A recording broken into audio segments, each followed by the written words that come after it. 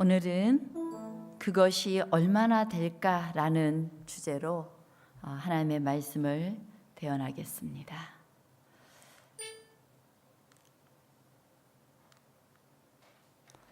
자, 이 저금통은 한 80대 어르신이 수년간 500원짜리만 생기면 모은 저금통입니다. 이 저금통 속에 500원짜리를 넣을 때는 어떤 마음이었냐면, 우리 교회가 아주 허름한데 이 교회를 짓는데 보탬이 되면 좋겠다 하는 마음으로 그렇게 몇 년을 모았다고 그래요. 나중에 열어보니까 한 몇십만 원은 됐던 것 같습니다. 이걸로 건축 얼마나 하겠습니까? 그러나 그 마음이 아마 어떤 큰 일을 이루어내지 않았을까 싶습니다. 등대의 불빛이 환하게 비칩니다. 그런데 이 불빛을 돌아가게 하는 것은 하나의 톱니바퀴라고 합니다. 그 작은 하나에서 큰 힘이 만들어지는 것입니다. 그리고 뱃사람들은 이 등대의 불빛을 보고 위치를 파악합니다. 이렇게 작은 거 하나가 큰 영향을 미치게 되는 걸 우리는 나비 효과라고 합니다. 나비의 날갯짓처럼 하는 아주 작은 변화, 그것은 훗날에 폭풍우 같은 큰 변화를 유발시키는 힘이 되어진다는 그 현상이 바로 나비 효과예요. 오늘 서울에서 공기를 살랑이게 한 나비의 그 날갯짓이 다음 달에는 북경에서 폭풍우를 만들어낼 수 있다는 것입니다. 이 나비 효과는 1963년에 미국의 기상학자였던 에드워드 로렌츠라는 사람이 컴퓨터로 이 기상을 모의 실험하던 중에 맨 처음에는 아주 미세한 값의 그 어떤 차이가 엄청나게 증폭돼서 판이한 결과를 만들어내게 된 것을 발견하면서 이것을 나비 효과라고 이름 붙이게 되었습니다. 아주 작은 행동 하나가 큰 일을 만들어낼 수 있습니다. 우리 오늘의 본문의 말씀 요한복음 6장 3절로 13절의 말씀을 봉독하겠습니다. 예수께서 산에 오르사 제자들과 함께 거기 앉으시니 예수께서 눈을 들어 큰 무리가 자기에게로 오는 것을 보시고 빌립에게 이르시되 우리가 어디서 떡을 사서 이 사람들로 먹게 하겠느냐 하시니, 이렇게 말씀하심은 친히 어떻게 하실 것을 아시고 빌립을 시험코자 하심이라. 빌립이 대답하되 각 사람으로 조금씩 받게 할지라도 200데나리온의 떡이 부족하리이다. 제자 중 하나 곧 시몬 베드로의 형제 안드레가 예수께 여짜오되 여기 한 아이가 있어 보리떡 5개와 물고기 2마리를 가졌나이다. 그러나 그것이 이 많은 사람에게 얼마나 되겠삼나이까? 예수께서 가라사대 이 사람들로 앉게 하라 하신대 그곳에 잔디가 많은지라 사람들이 앉으니 수요가 5,000쯤 되더라. 예수께서 떡을 가져 축사하신 후에 앉은 자들에게 나눠주시고 고기도 그렇게 저희의 원대로 주시다. 저희가 배부른 후에 예수께서 제자들에게 이르시되 남은 조각을 거두고 버리는 것이 없게 하라 하시므로 이에 거두니 보리떡 5개로 먹고 남은 조각이 12바구니에 찼더라. 이 이야기는 너무나 유명해서 우리 모두가 다 잘 아는 말씀입니다. 또 올해 초에 우리 이상용 목사님이 저녁 예배 시간에 또 이 주제로 설교를 한번 했어요.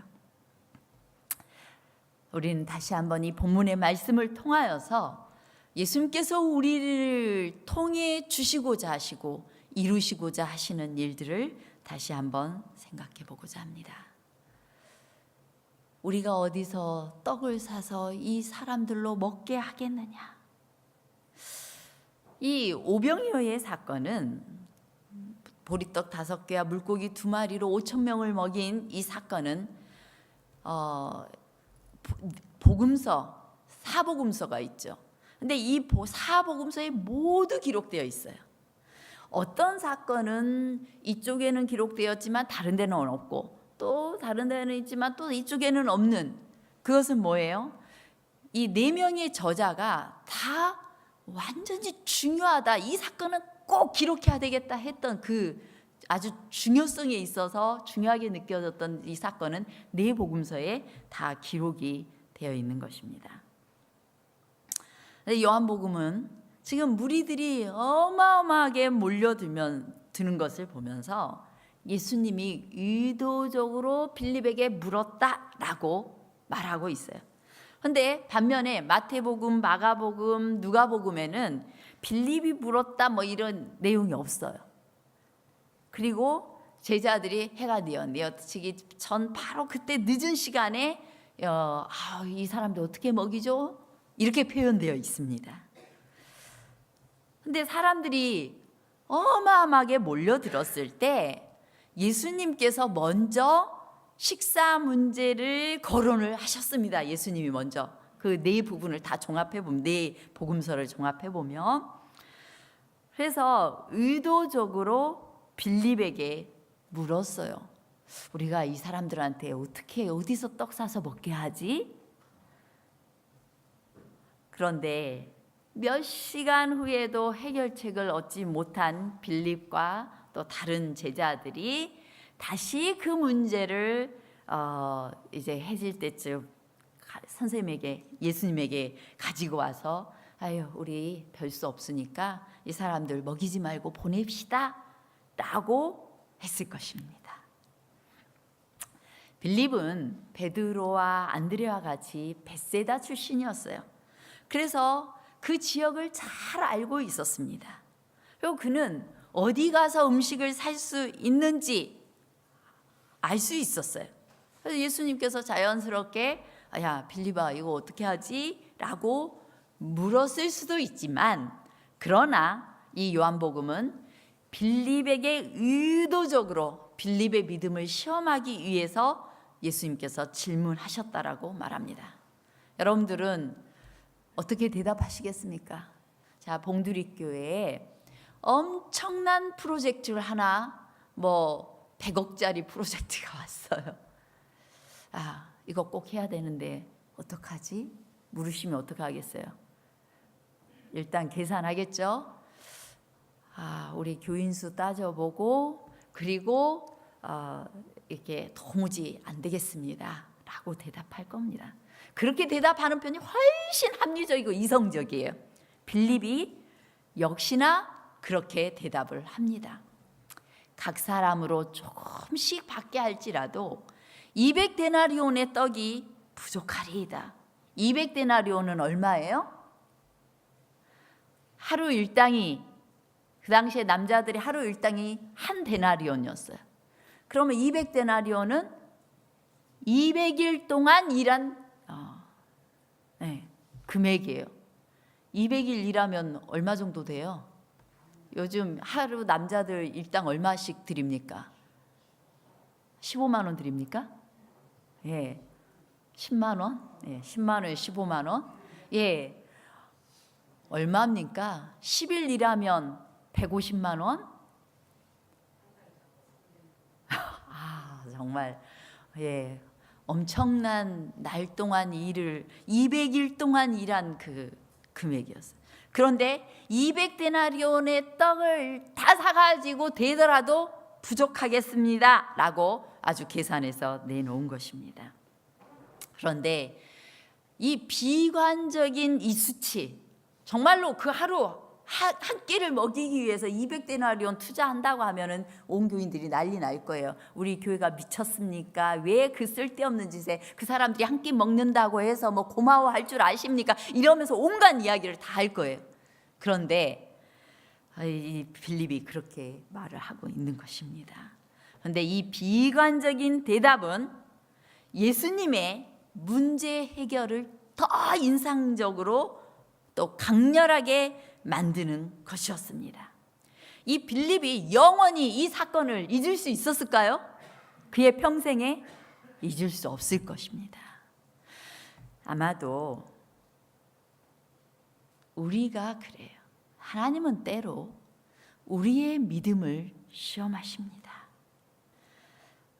하나님께서는 우리에게 더 크고 더 좋고 더 놀라운 일들과 계획을 우리의 인생에 주시고자 하는 그때는 먼저 물을지 모릅니다. 야, 이거 해결하려면 어떻게 해야 되지?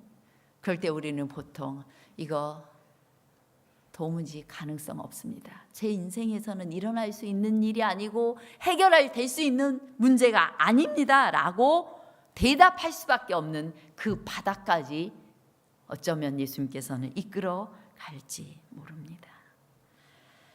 그런데 그 순간은 주님께서 우리에게 더 크고 좋은 일들을 계획하는 순간이라는 사실인 것입니다. 그때 안드레가 나와서 아무것도 아닌 것을 가지고 있는 한 아이에 대해서 보고를 합니다. 뭐라고 보고를 해요? 여기 한 아이가 있는데요, 보리떡 5개하고 물고기 2마리를 갖고 있네요.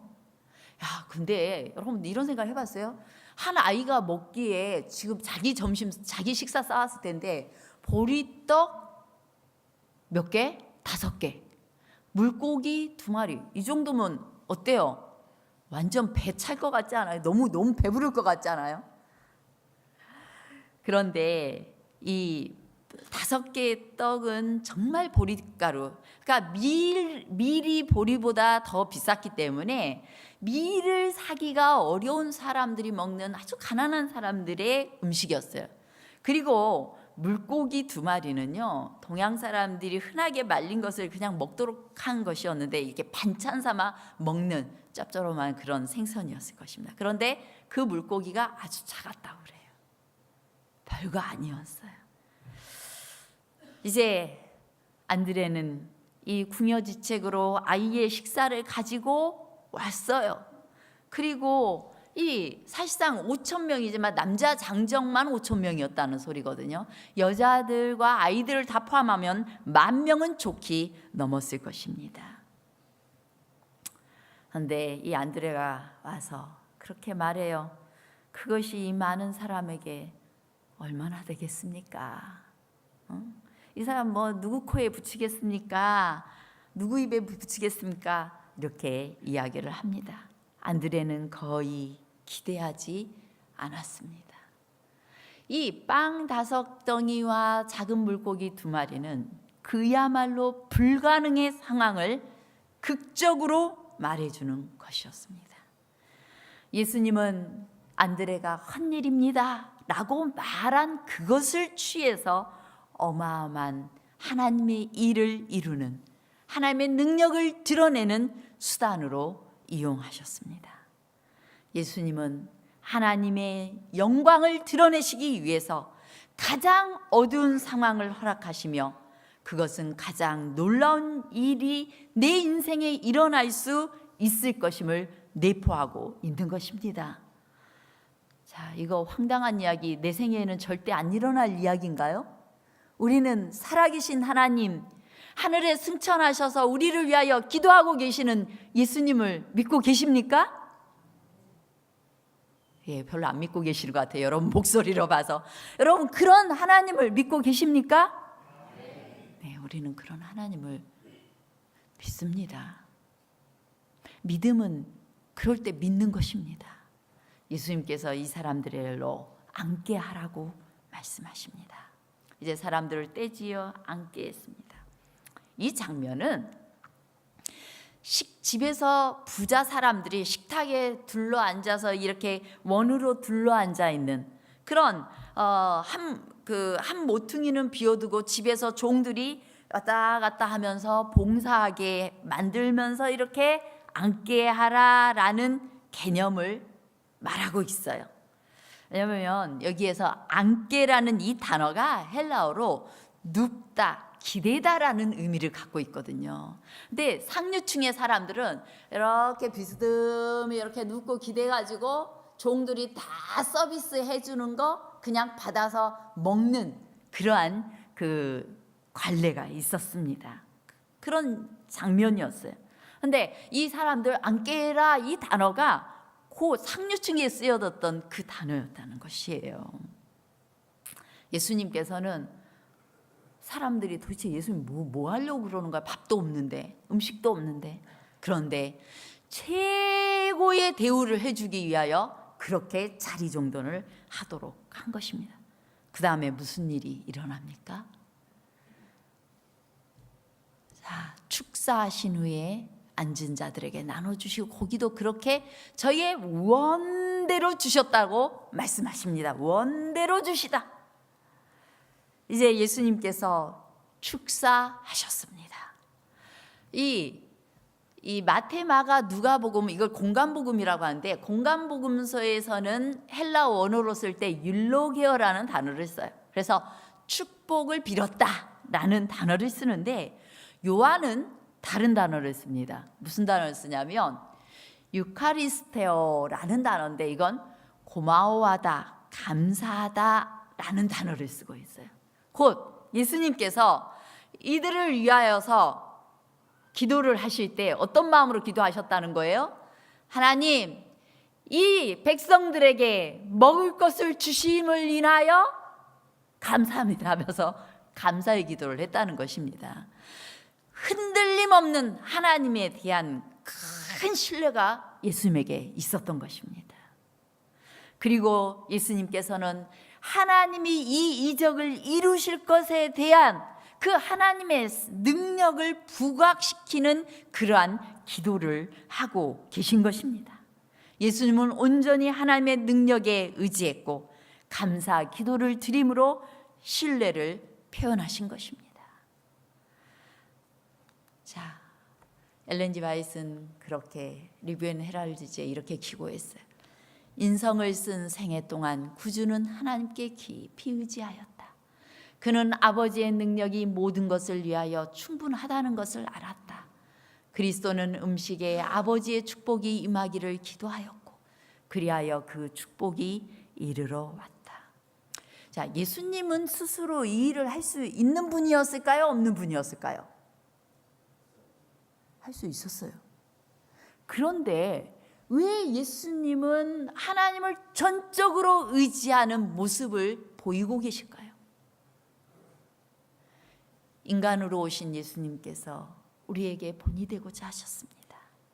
가장 절망적인 순간, 가장 불가능하다고 생각하는 그 순간에 감사기도 하라는 거예요. 주실 것에 대한 감사기도, 믿음의 기도를 미리 하라는 것입니다. 왜? 하나님께서 약속하셨기 때문인 것입니다. 내가 이기적으로 하는 기도가 아닌 정말 주님께서 나를 먹여 살리시겠다고 했으면 그냥 오늘 내 눈앞에서 아무것도 없을 때 하나님 먹을 것을 주심을 인하여 감사합니다 라고 기도하라는 거예요. 그렇게 한번 해보시기 바랍니다. 그러면 우리가 그 순간 동안에 염려함으로 불안해하고 스트레스 받는 일을 훨씬 더 많이 늦출 수 있을 것입니다. 여러분, 이런 믿음 생활을 해보시기 바랍니다. 우리가 믿음을 발휘할 때마다 하나님께서 이루시는 놀라운 기적들을 체험하게 될 가능성이 훨씬 많아져요. 두렵고 떨리는 그 순간에 믿음을 발휘해 보시기 바랍니다. 우리 주님께서는 원대로 주셨다라고 말씀하십니다. 우리 주님께서 이 땅에 오셨을 때 가나의 혼인잔치의 기쁨을 더하기 위하여서 예수의 능력이 행사되었습니다. 그리고 이와 같이 그는 사람들에 대한 동정과 그들의 행복을 위하여 봉사하고자 하는 소망을 보여주셨다. 가나의 혼인잔치 엄청 절실했습니까? 뭐 주인에게는 절실했겠지만 뭐 조금 포도주가 떨어져서 안 먹어도 괜찮았어요. 그런데 그런 일에도 주님께서 응답하셨어요. 무엇을 위해서? 인간의 행복을 위하여. 여러분, 저와 여러분의 행복에 우리 예수님은 어마어마한 관심을 갖고 계세요. 여러분을 행복하게 하는 일이라면 뭐든 해주고 싶어 하시는 분이 우리 예수님이신 것입니다. 그러므로 예수님께서는 축복의 잔을 인간에게 주시기 위하여 감사 기도로서 우리의 모든 관계 속에 관계들을 거룩하게 하기 위하여 이 땅에 오셨다고 했어요. 그냥 이 일은 교회 일하고 상관없는 일인데, 아니요. 여러분 자신의 일은 예수님의 일인 것입니다. 그러므로 염려하지 마시고 주님 앞에 나아가시기 바랍니다. 이제 원대로 사람들은 먹었다라고 기록하고 있습니다. 저희의 원대로 주셨다. 원대로 주시다. 그리고 원대로 주신 후에는 이 떡이 12바구니에 가득 찼다라고 말합니다. 주님께서 우리에게 넉넉하게 주시고 그것을 나눌 수 있도록까지 풍족하게 넘치도록 주신다는 것입니다. 이 말씀을 여러분 삶에 이루어질 것을 믿습니까? 정말 믿으십니까? 정말 믿으시기 바랍니다. 믿는다고 해놓고 딱 나간 순간에 아유 더워서 어떡하지 이러지 마시고, 아이고 오늘 어떻게 살지 이러지 마시고, 하나님 오늘 더워도 추워도 감사합니다. 오늘을 살 은혜를 주실 것을 감사합니다. 또한 이러한 상황에서도 하나님께서 특별한 능력으로 나와 함께 하실 것을 감사합니다. 내 기도를 들어주심을 감사합니다. 이렇게 기도하시기 바랍니다. 그렇게 해보시겠습니까? 네, 그렇게 우리 해보십시다.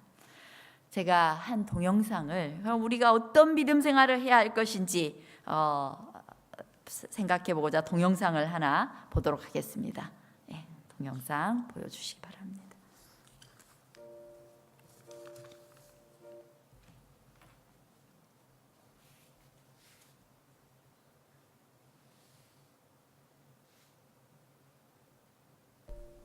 이 이야기는 실화입니다.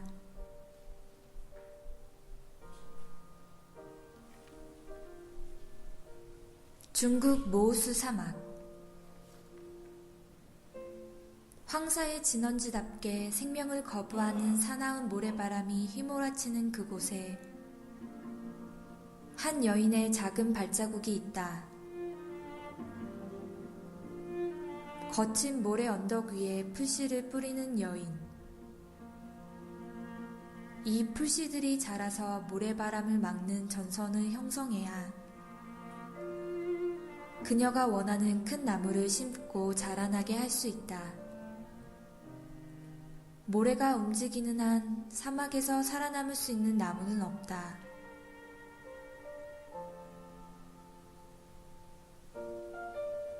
하루의 대부분을, 1년의 대부분을, 여인의 삶 대부분을 쏟아야만 풀씨와 나무가 뿌리를 내릴 수 있고,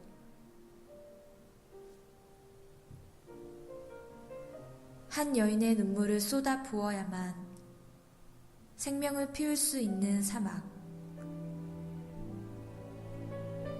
이렇듯 사막은 한 여인을 눈물 골짜기로 걷게 했다. 새벽 3시에 일어나 심은 나무를 찾아다니며 물을 주고, 나무의 성장을 방해하는 벌레를 잡거나 묘목단을 지고 모래 언덕을 오른 지 어느덧 20년이 훌쩍 넘었다. 너무 고된 일상 때문에 첫째 아이는 조산했으며 둘째 아이는 유산했으며 셋째 아이는 바구니에 넣어 다니며 나무를 심어야 했다.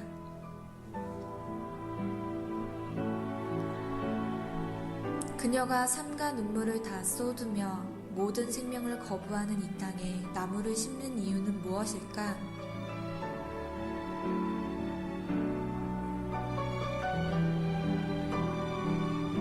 꽃다운 나이에 아버지가 정해준 혼처를 따라 사람 한 명 구경할 수 없는 황량한 사막으로 시집온 여인. 외로움에 눈물로 지새우던 어느 날 여인은 사람 발자국을 발견하게 된다. 발자국을 세숫대야로 덮어 오랫동안 생명력을 느끼고 싶었던 여인. 그러나 사막의 모래바람은 그마저 앗아가고 만다. 이 땅에서 같이 호흡할 수 있는 생명이 너무 절실했기에 여인은 사막 한가운데 생명력 넘치는 숲을 일구기로 한다. 눈물의 여인은 그때부터 서서히 사막을 다스려 가기 시작했다.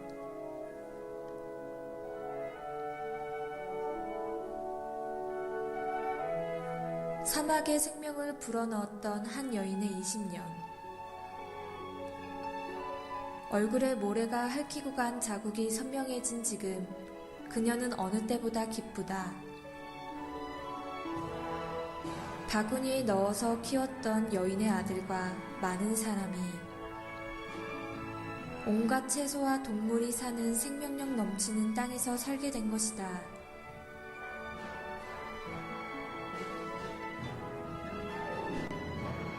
지금까지 그녀가 일군 땅은 800만 평, 여의도 면적의 9배에 달하는 크기이며 현재 80여 명이 그녀를 도와 여의도 면적의 40배에 달하는 숲을 일구었다.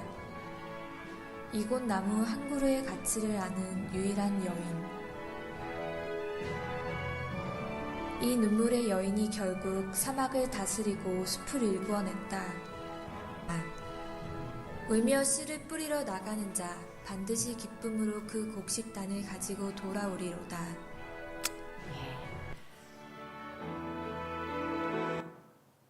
예, 감사합니다. 이 여인의 이름은 이니짱입니다. 그의 삶은 사람들을 움직이기 시작했습니다. 사람들이 찾아와서 거들고 또 일을 배우고 또 나무 심는 법을 배우기도 했습니다. 농과 학생들도 와서 나무를 배우고 그렇게 했어요. 2001년에는 노동영웅 또 치사영웅으로 선정이 되었고요. 정부에서도 관심을 기울이기 시작했고 이제는 물자도 지원받고 묘목을 구하는 비용도 지원받게 되었습니다.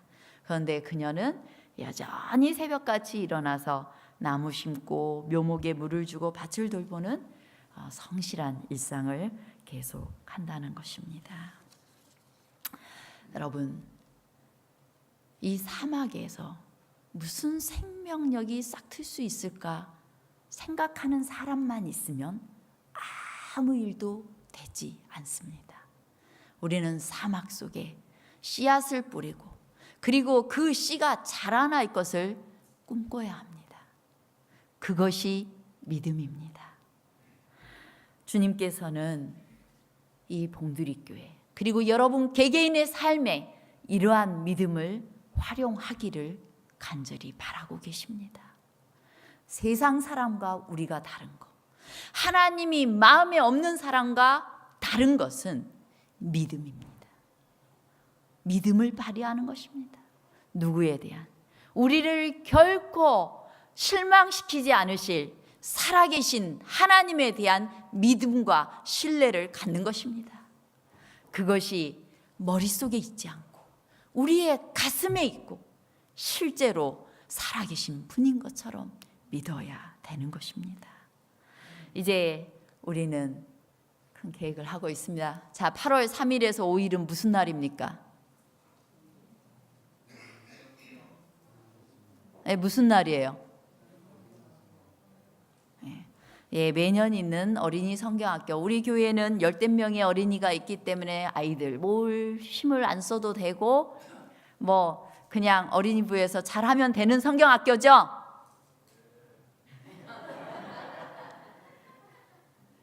자, 믿음의 눈으로 다시 보십시다. 이 성경학교는 뭐예요? 어린이들을 대상으로 하는 큰 초청의 시간입니다. 정말 예수님을 믿는 것이 얼마나 즐겁고 행복할지 이 아이들을 초청할 수 있는 그런 큰 행사예요. 자, 그러면 여러분들은 뭐 하셔야 되겠어요? 뭐 하셔야 되겠어요? 먼저 이 성경학교를 통하여서 하나님께서 이 봉두리교회 정말 이 보배로운 아이들이 넘쳐나는 그런 교회를 꿈꿔야 되지 않겠습니까? 그리고 그 일을 위해서 뭔가 해야 되지 않겠어요? 제가 어제 전화를 한 통 받았어요. 모르는 전화 그 번호가 하나 딱 떴어요. 거기에서 봉두리교회 성경학교 하나요? 이렇게 맨 처음 문자가 왔더라고요. 그래서 제가 전화를 드렸어요. 근데 그분이 우리 동네 도농동에 사는데 동네에 어떤 아이를 유심히 보고 있습니다. 그런데 이 아이를 어느 교회로 데려갈까 생각을 하다가 봉두리교회에는 동물농장이 있다는 소식을 듣고서 내가 이 아이에게 좋지 않을까 싶어가지고 봉두리교회 성경학교로 지금 데려가려고 생각한다고 그래요. 그래서 오십시오. 우리 교회는 정말 좋은 아이들이 있고, 그리고 또 봉두리교회는 패스파인더가 정말 즐겁게 애들이 한번 왔다 하면은 정말 확 반할 만한 그런 패스파인더가 있습니다 라고 했더니 알겠다고, 네, 그렇게 이야기를 했어요. 그런데 제가 뚝 생각했어요. 이거 우리 교인도 아닌 사람이 지금 우리 성경학교에 신경 쓰고 있네. 우리는 뭐 해야 되죠? 우리 동네 지나가는 아이 그냥 지나가게 하면 되겠어요? 안 되겠어요? 그 아이에게 먹을 것도 하나 주고 사귀고, 그래서 이 성경학교 때 반드시 무엇을 이 아이를 초청하기 위해서 우리 노력해야 됩니다.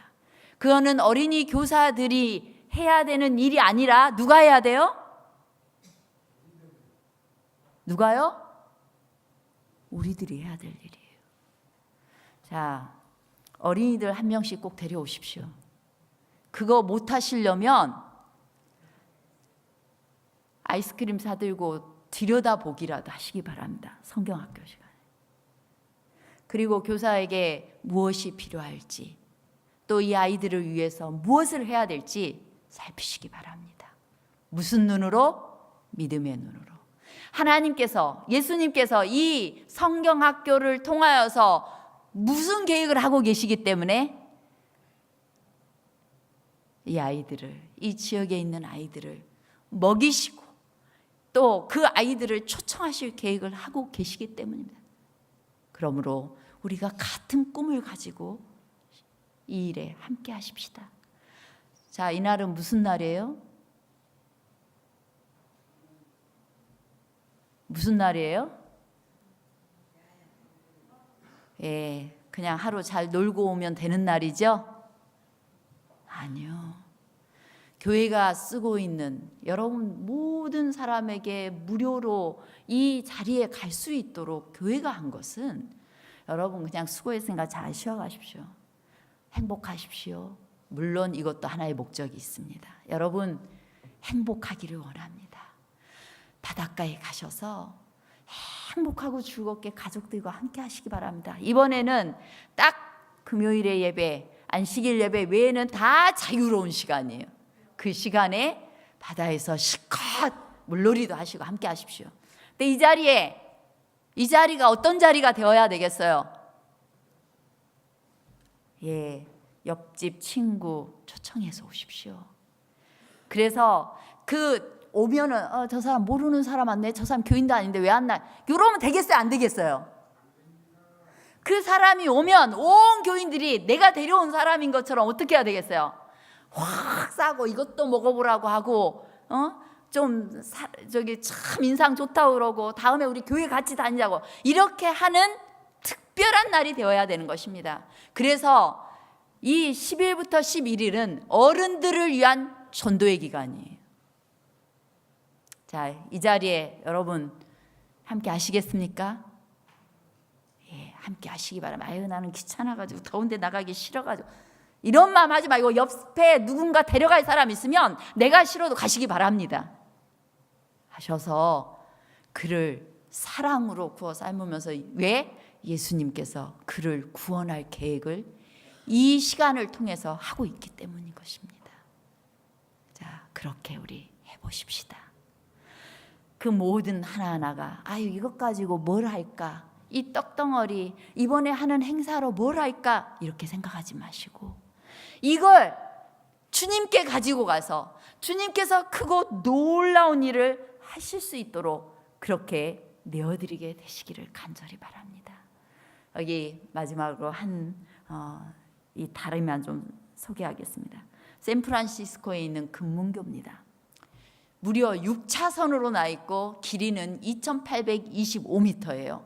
2km가 넘어요. 3km에 육박한 다리입니다. 여기 가보신 분 계세요?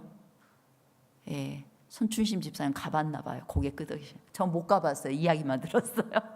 자, 그런데 여기에 이 다리를 어떻게 버티고 있을까? 이 긴 다리를, 육중한 다리를 붙드는 그 힘이 도대체 뭘까?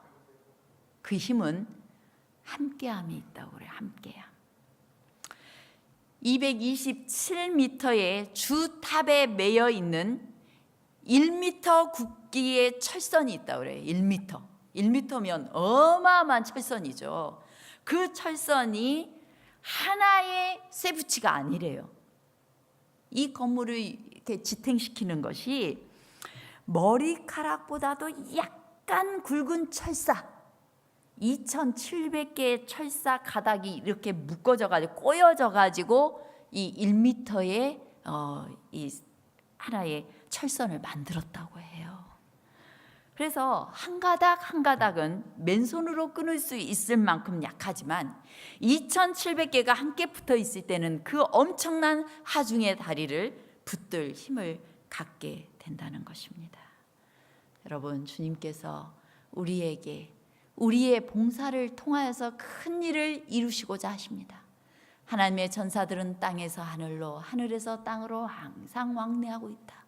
공고한 자와 고통당하는 자들을 위한 그리스도의 기적은 천사들의 봉사를 통하여 하나님의 능력에 의해 이루어졌다. 온갖 축복이 하나님께로부터 우리에게 오는 것은 하늘의 사자들의 봉사로 말미암아 그리스도를 통하여서다. 우리 구주께서는 친히 인성을 취하심으로 당신의 관심을 타락한 아담의 아들 딸들의 관심과 연합시키는 한편 신성을 통하여 하나님의 보좌를 붙잡고 계신다. 이와 같이 그리스도께서는 사람과 하나님, 하나님과 사람 사이의 교통의 중개자이시다. 우리 주님께서 우리를 천사를 모든 개개인에게 천사를 보내시고 또 예수님께서 하늘과 또 우리의 손을 붙잡으시고 우리를 통하여서 큰 일을 이루고자 계획하고 계십니다. 여러분 개개인이 나 같은 사람은 아무것도 아니까 쓱 조용히 빠지자가 아니라 개개인이 다 이 하나의 철근이 될 수 있도록 다 꼬이고 뭉쳐져서 연합해서 주님께서 이루시고자 하시는 크신 일을 오병이어의 기적을 이 8월에 하나님께서 만드시도록 자신을 내어드리시고 또한 여러분들의 모든 삶 속에 이런 놀라운 기적들이 매일매일 있게 되시기를 간절히 바라면서 말씀 마치겠습니다.